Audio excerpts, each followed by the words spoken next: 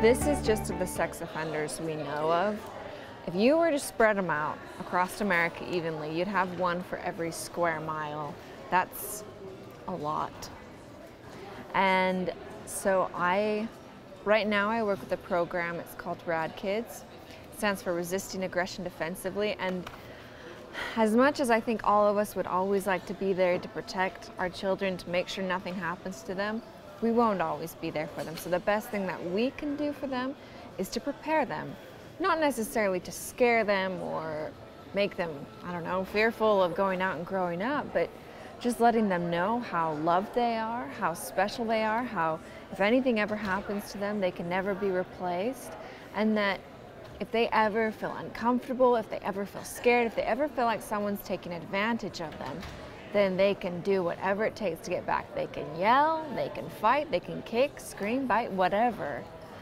Because over 80% of children who fight back, they get away. And they're able to get away, escape from whatever abusive situation they're in. And there are people out there that want to help them, and it's not their fault.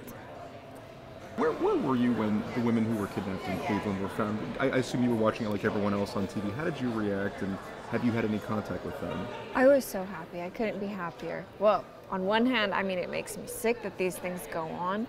But on the other hand, I think that's just more proof that there are still so many survivors out there waiting to be found, waiting to be rescued. I mean, which is why it's so important that we never give up, that we always keep our eyes open. If we ever see anything that seems out of the ordinary or different, just call. I mean, you know, hopefully the worst thing that happens is misunderstanding.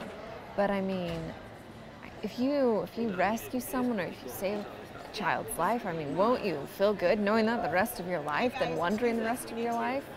Yep.